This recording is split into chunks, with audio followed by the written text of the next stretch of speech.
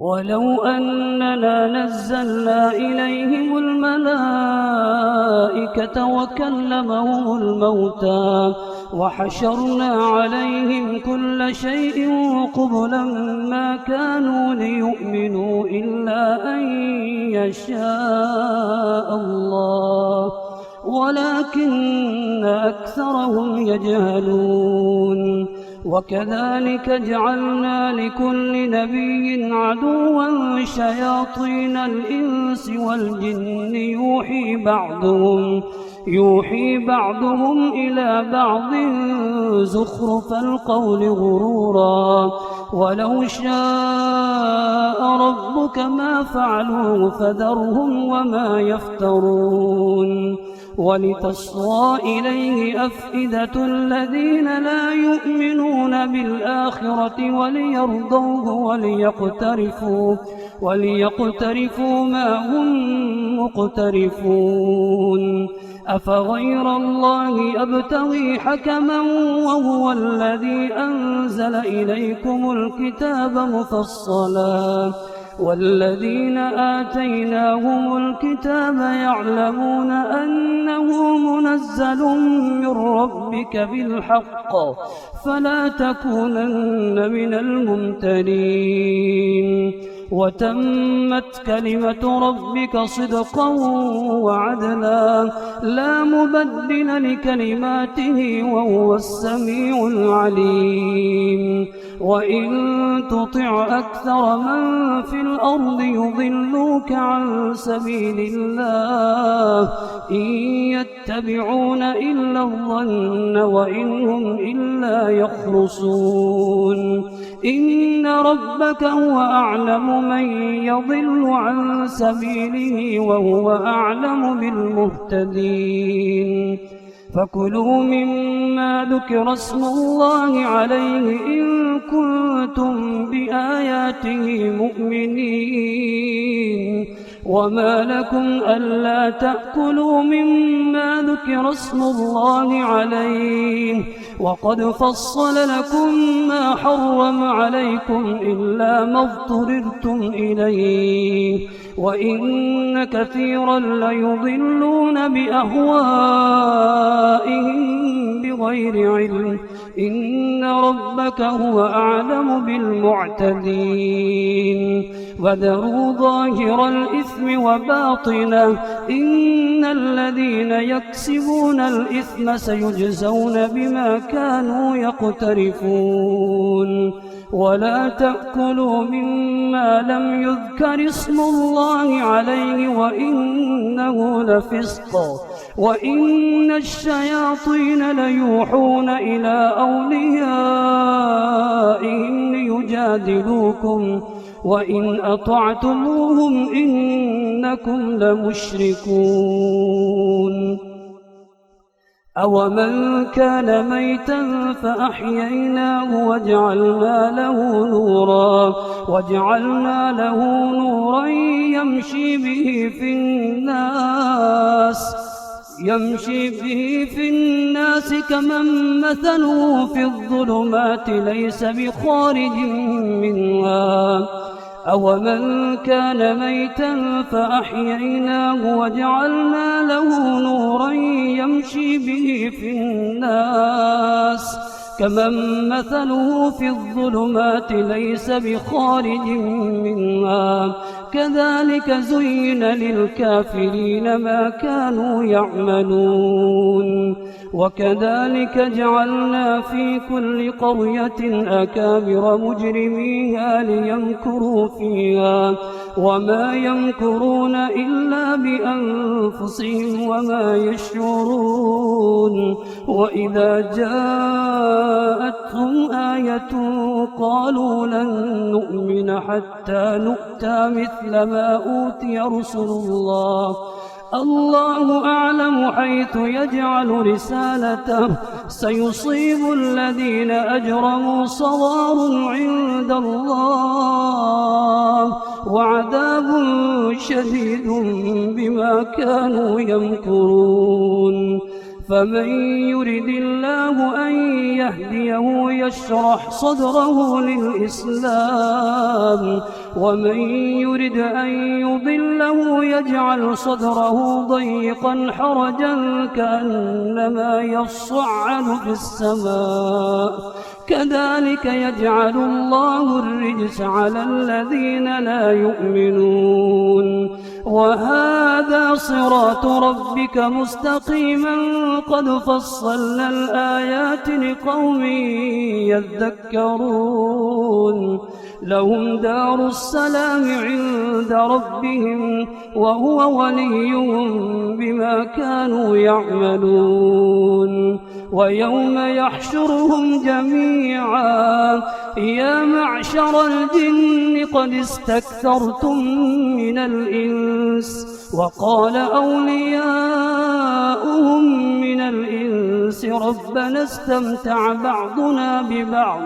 وبلغنا أجلنا الذي أجلت لنا قال النار مثواكم خالدين فيها إلا ما شاء الله إن ربك حكيم عليم وكذلك نولي بعض الظالمين بعضا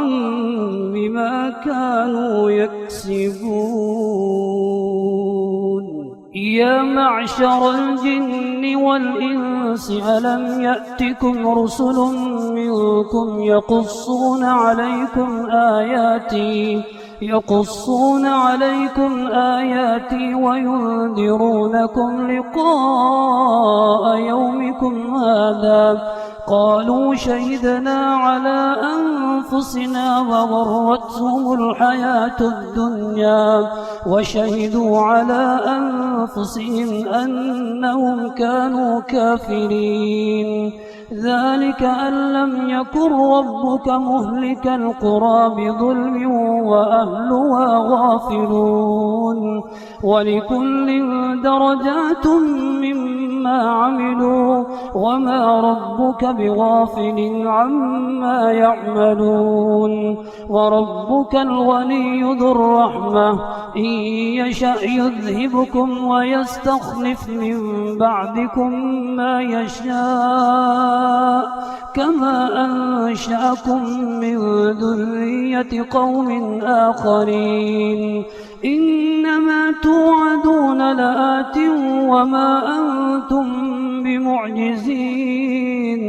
قل يا قوم اعملوا على مكانتكم إني عامل فسوف تعلمون من تكون له عاقبة الدار إنه لا يفلح الظالمون وجعلوا لله مما ذرأ من الحرث والأنعام نصيبا فقالوا هذا لله بزعمهم وهذا لشركائنا فما كان لشركائهم فلا يصل إلى الله وما كان لله فهو يصل إلى شركائهم ساء ما يحكمون وكذلك زين لكثير من المشركين قتل أولادهم شركاؤهم ليردوهم وليلبسوا عليهم دينهم ولو شاء الله ما فعلوه فذرهم وما يفترون وقالوا هذه أنعام وحرث حجر لا يطعمها إلا من نشاء بزعمهم وأنعام حرمت ظهورها وأنعام لا يذكرون اسم الله عليها افتراء عليه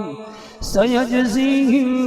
بما كانوا يفترون وقالوا ما في بطون هذه الأنعام خالصة لذكورنا ومحرم على أزواجنا وإن يكن ميتة فهم فيه شركاء سيجزيهم وصفهم إن إنه حكيم عليم قد خسر الذين قتلوا أولادهم سفها بغير علم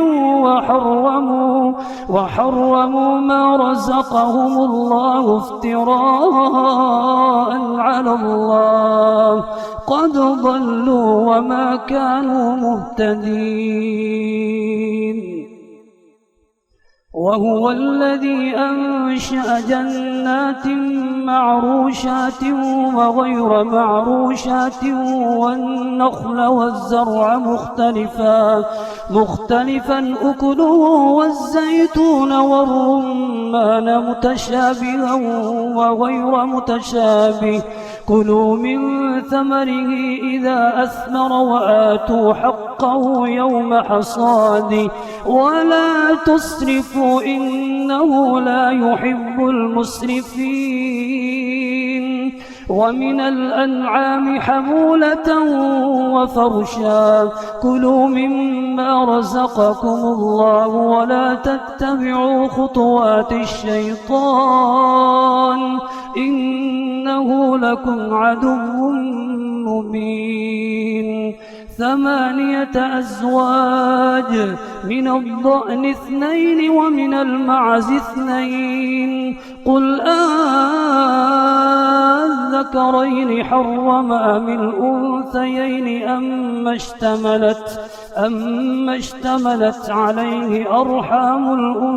الأنثيين نبئوني بعلم إن كنتم صادقين ومن الإبل 2 ومن البقر 2 قل الذكرين حرم أم الأنثيين أما اشتملت عليه أرحام الأنثيين أم كنتم شهداء إذ وصاكم الله بهذا فمن أظلم ممن افترى على الله كذبا ليضل الناس بغير علم إن الله لا يهدي القوم الظالمين قل لا أجد فيما أوحي إلي محرما على طاعم يطعمه إلا أن يكون ميتة أو دما مسفوحا أو لحم خنزير فإنه رجس أو فسقا أهل لغير الله به فمن اضطر غير باغ ولا عاد فإن ربك غفور رحيم وعلى الذين هادوا حرمنا كل ذي ظفر ومن البقر والغنم حرمنا عليهم شحومهما إلا ما حملت ظهورهما أو الحوايا أو ما اختلط بعظم ذلك جزيناهم ببغيهم وإنا لصادقون فإن كذبوك فقل ربكم ذو رحمة واسعة ولا يرد بأسه عن القوم المجرمين سيقول الذين أشركوا لو شاء الله ما أشركنا ولا آباؤنا ولا حرمنا من شيء كذلك كذب الذين من قبلهم حتى ذاقوا بأسنا قل هل عندكم من علم فتخرجوه لنا إن تتبعون إلا الظن وإن أنتم إلا تخرصون قل فلله الحجة البالغة فلو شاء لهداكم أجمعين قل هلم شهداءكم الذين يشهدون أن الله حرم هذا فإن شهدوا فلا تشهد معهم ولا تتبع أهواء الذين كذبوا بآياتنا والذين لا يؤمنون بالآخرة وهم بربهم يعدلون قل تعالوا أتل ما حرم ربكم عليكم ألا تشركوا به شيئا وبالوالدين إحسانا ولا تقتلوا أولادكم من إملاق نحن نرزقكم وإياهم ولا تقربوا الفواحش ما ظهر منها وما بطن ولا تقتلوا النفس التي حرم الله إلا بالحق ذلكم وصاكم به لعلكم تعقلون ولا تقربوا مال اليتيم إلا بالتي هي أحسن حتى يبلغ أشده وأوفوا الكيل والميزان بالقسط لا نكلف نفسا إلا وسعها وإذا قلتم فاعدلوا ولو كان ذا قربى وبعهد الله أوفوا ذلكم وصاكم به لعلكم تذكرون وأن هذا صراطي مستقيما فاتبعوه ولا تتبعوا السبل فتفرق بكم عن سبيله ذلكم وصاكم به لعلكم تتقون ثم آتينا موسى الكتاب تماما على الذي أحسن وتفصيلا لكل شيء وهدى ورحمة لعلهم بلقاء ربهم يؤمنون وهذا كتاب أنزلناه مبارك فاتبعوه واتقوا لعلكم ترحمون أن تقولوا إنما أنزل الكتاب على طائفتين من قبلنا وإن كنا عن دراستهم لغافلين أو تقولوا لو أنا أنزل علينا الكتاب لكنا أهدى منهم فقد جاءكم بينة من ربكم وهدى ورحمة فمن أظلم ممن كذب بآيات الله وصدف عنها سنجزي الذين يصدفون عن آياتنا سوء العذاب بما كانوا يصدفون هل ينظرون إلا أن تأتيهم الملائكة أو يأتي ربك أو يأتي بعض آيات ربك يوم يأتي بعض آيات ربك لا ينفع نفسا إيمانها لم تكن آمنت من قبل أو كسبت في إيمانها خيرا قل انتظروا إنا منتظرون إن الذين فرقوا دينهم وكانوا شيعا لست منهم في شيء إنما أمرهم إلى الله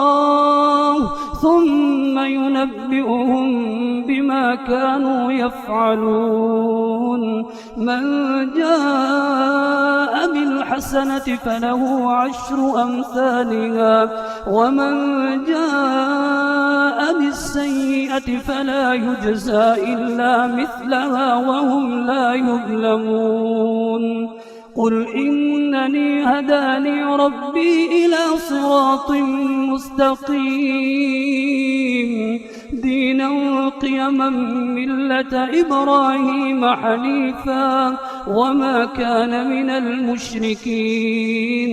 قل إن صلاتي ونسكي ومحياي ومماتي لله رب العالمين لا شريك له وبذلك أمرت وأنا أول المسلمين قل أغير الله أبغي ربا وهو رب كل شيء ولا تكسب كل نفس إلا عليها ولا تزر وازرة وزر أخرى ثم إلى ربكم مرجعكم فينبئكم بما كنتم فيه تختلفون وهو الذي جعلكم خلائف الأرض ورفع بعضكم فوق بعض درجات ليبلوكم فيما آتاكم إن ربك سريع العقاب وإنه لغفور رحيم ألف لام ميم صاد كتاب أنزل إليك فلا يكن في صدرك حرج منه لتنذر به وذكرى للمؤمنين اتبعوا ما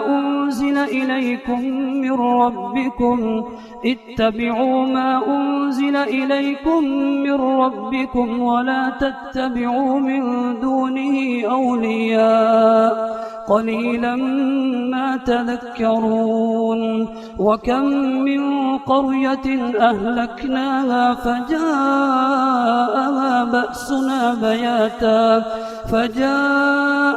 بأسنا بياتا أو هم قائلون فما كان دعواهم إذ جاءهم بأسنا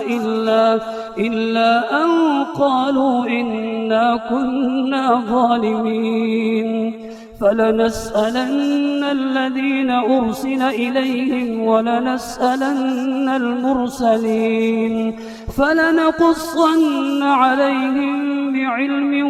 وما كنا غائبين والوزن يومئذ الحق فمن ثقلت موازينه فأولئك هم المفلحون ومن خفت موازينه فأولئك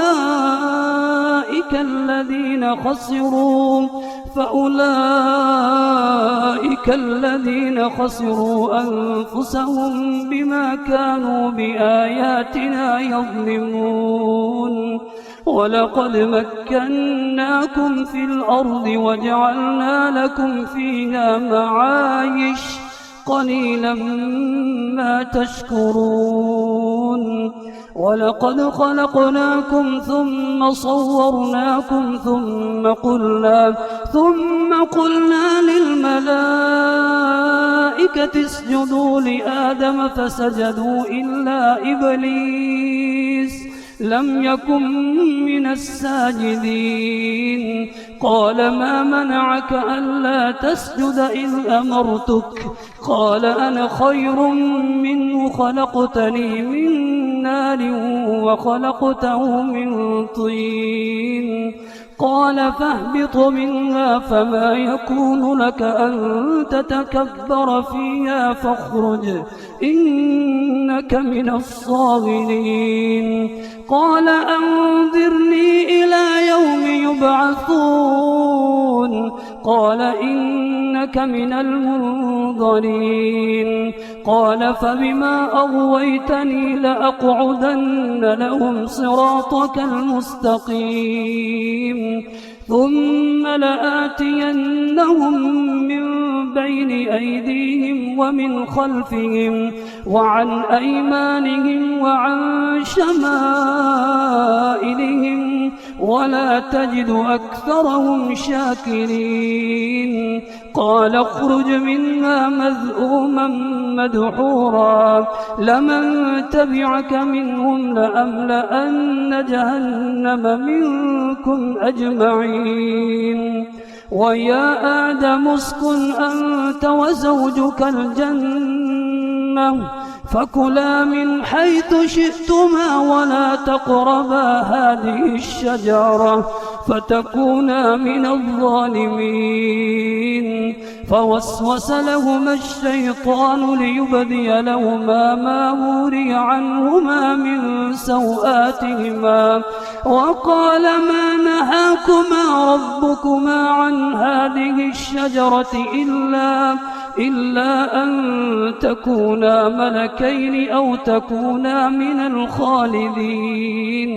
وقاسمهما إني لكما لمن الناصحين فدلاهما بغرور فلما ذاقا الشجرة بدت لهما سوآتهما وطفقا يخصفان عليهما من ورق الجنة وناداهما ربهما ألم أنهكما عن تلكما الشجرة وأقل لكما إن الشيطان لكما عدو مبين قالا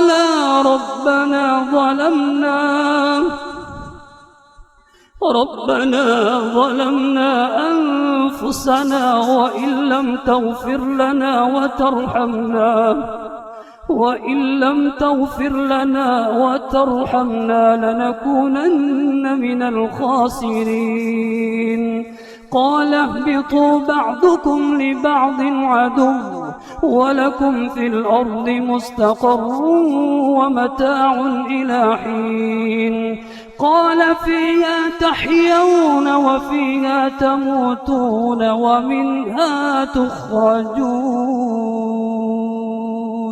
يا بني آدم قد أنزلنا عليكم لباسا يواري سوآتكم وريشا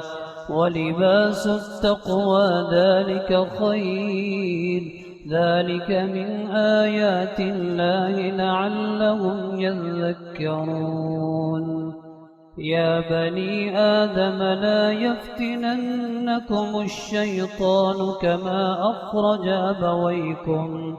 كما أخرج أبويكم من الجنة ينزع عنهما لباسهما ليريهما سوآتهما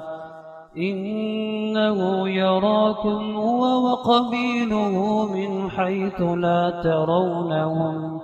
إنا جعلنا الشياطين أولياء للذين لا يؤمنون وإذا فعلوا فاحشة قالوا وجدنا عليها آباءنا والله أمرنا بها قل إن الله لا يأمر بالفحشاء أتقولون على الله ما لا تعلمون قل أمر ربي بالقسط وأقيموا وجوهكم عند كل مسجد وادعوه مخلصين له الدين كما بداكم تعودون فريقا هدى وفريقا حق عليهم الضلالة إنهم اتخذوا الشياطين أولياء من دون الله ويحسبون أنهم مهتدون يا بني آدم خذوا زينتكم عند كل مسجد وكلوا واشربوا ولا تسرفوا إنه لا يحب المسرفين قل من حرم زينة الله التي أخرج لعباده والطيبات من الرزق قل هي للذين آمنوا في الحياة الدنيا خالصة يوم القيامة كذلك نفصل الآيات لقوم يعلمون قل إنما حرم ربي الفواحش ما ظهر منها وما بطن والإثم والبغي بغير الحق وأن تشركوا بالله ما لم ينزل به سلطانا وأن تقولوا على الله ما لا تعلمون ولكل أمة أجل فإذا جاء أجلهم لا يستأخرون ساعة فإذا جاء أجلهم لا يستأخرون ساعة ولا يستقدمون يا بني آدم إما يأتينكم رسل منكم يقصون عليكم آياتي فمن اتقى وأصلح فلا خوف عليهم ولا هم يحزنون والذين كذبوا بآياتنا واستكبروا عنها أولئك أصحاب النار هم فيها خالدون فمن أظلم ممن افترى على الله كذبا أو كذب بآياته أولئك ينالهم نصيبهم من الكتاب حتى إذا جاءتهم رسلنا يتوفونهم قالوا أين ما كنتم تدعون من دون الله قالوا ضلوا عنا وشهدوا على أنفسهم أنهم كانوا كافرين قال ادخلوا في قد خلت من قبلكم من الجن والإنس في النار كلما دخلت أمة لعنت أختها حتى إذا اداركوا فيها جميعا قالت أخراهم لأولاهم ربنا هؤلاء أضلونا فآتهم عذابا ضعفا من النار قال لكل ضعف ولكن لا تعلمون وقالت أولاهم لأخراهم فما كان لكم علينا من فضل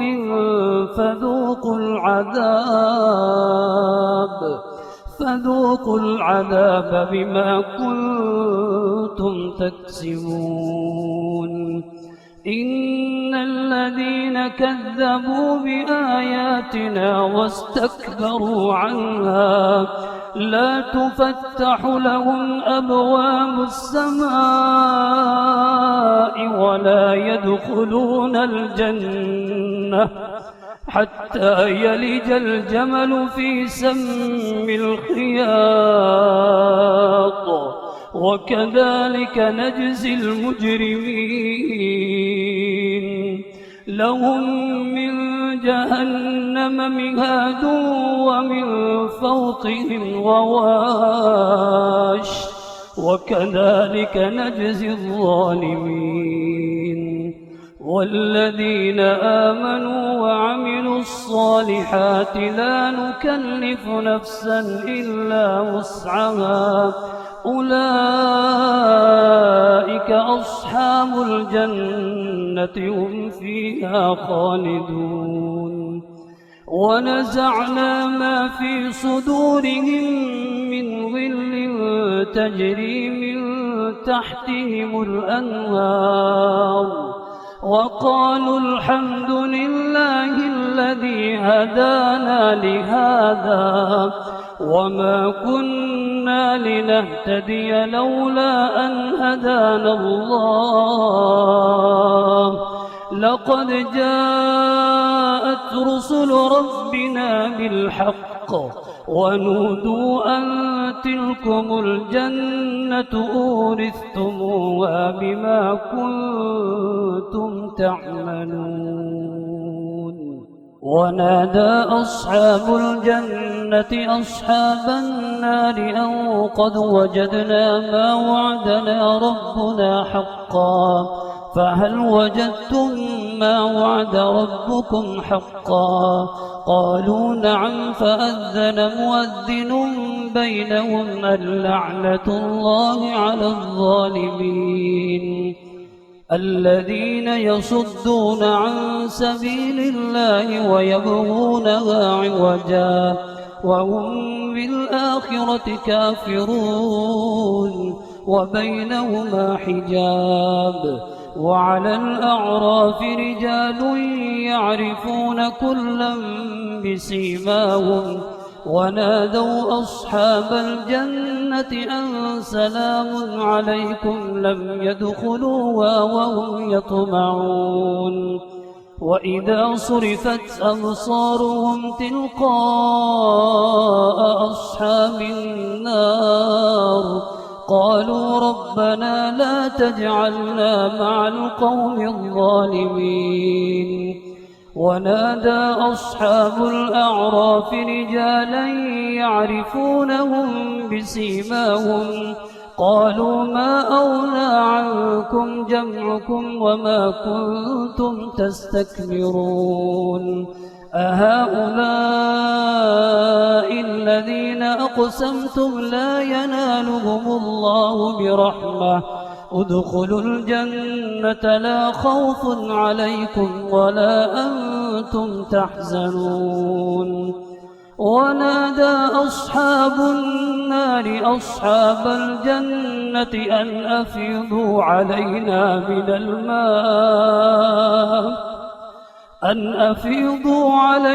من الماء أو مما رزقكم الله قالوا إن الله حرمهما على الكافرين الذين اتخذوا دينهم لهوا ولعبا وغرتهم الحياة الدنيا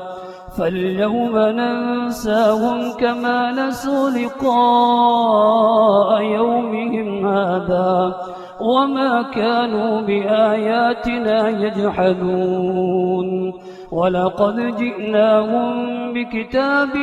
فصلناه على علم هدى ورحمة لقوم يؤمنون هل ينظرون إلا تأويله يوم يأتي تأويله يقول الذين نسوه من قبل قد جاءت رسل ربنا بالحق فهل لنا من شفعاء فيشفعوا لنا أو نرد فنعمل غير الذي كنا نعمل قد خسروا أنفسهم وضل عنهم ما كانوا يفترون إن ربكم الله الذي خلق السماوات والأرض في 6 أيام ثم استوى على العرش يغشي الليل النهار يطلبه حثيثا والشمس والقمر والنجوم مسخرات بأمره ألا له الخلق والأمر تبارك الله رب العالمين ادعوا ربكم تضرعا وخفية إنه لا يحب المعتدين ولا تفسدوا في الأرض بعد إصلاحها وادعوه خوفا وطمعا إن رحمة الله قريب من المحسنين وهو الذي يرسل الرياح بشرا بين يدي رحمته حتى إذا أقلت سحابا ثقالا سقناه لبلد ميت فأنزلنا به الماء فأخرجنا به من كل الثمرات كذلك نخرج الموتى لعلكم تذكرون والبلد الطيب يخرج نباته بإذن ربه والذي خبث لا يخرج إلا نكدا كذلك نصرف الآيات لقوم يشكرون لقد أرسلنا نوحا إلى قومه فقال يا قوم اعبدوا الله ما لكم من إله غيره إني أخاف عليكم عذاب يوم عظيم قال الملأ من قومه إنا لنراك في ضلال مبين قال يا قوم ليس بي ضلالة ولكني رسول من رب العالمين أبلغكم رسالات ربي وأنصح لكم وأعلم من الله ما لا تعلمون أو عجبتم أن جاءكم ذكر من ربكم على رجل منكم لينذركم ولتتقوا ولعلكم ترحمون فكذبوه فأنجيناه والذين معه في الفلك وأغرقنا الذين كذبوا بآياتنا إنهم كانوا قوما عمين وإلى عاد أخاهم هودا قال يا قوم اعبدوا الله ما لكم من إله غيره أفلا تتقون قال الملأ الذين كفروا من قومه إنا لنراك في سفاهة وإنا لنظنك من الكاذبين قال يا قوم ليس بي سفاهة ولكني رسول من رب العالمين أبلغكم رسالات ربي وأنا لكم ناصح أمين أو عجبتم أن جاءكم ذكر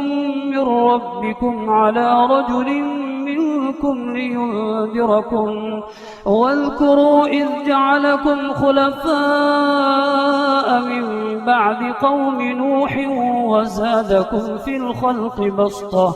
فاذكروا آلاء الله لعلكم تفلحون قالوا أجئتنا لنعبد الله وحده ونذر ما كان يعبد آباؤنا فأتنا بما تعدنا إن كنت من الصادقين قال قد وقع عليكم من ربكم رجس وغضب أتجادلونني في أسماء سميتموها أنتم وآباؤكم ما نزل الله بها من سلطان فانتظروا إني معكم من المنتظرين فأنجيناه والذين معه برحمة منا وقطعنا دابر الذين كذبوا بآياتنا وما كانوا مؤمنين وإلى ثمود أخاهم صالحا قال يا قوم اعبدوا الله ما لكم من إله غيره قد جاءتكم بينة من ربكم هذه ناقة الله لكم آية فذروها تأكل في أرض الله ولا تمسوها بسوء فيأخذكم عذاب أليم واذكروا إذ جعلكم خلفاء من بعد عاد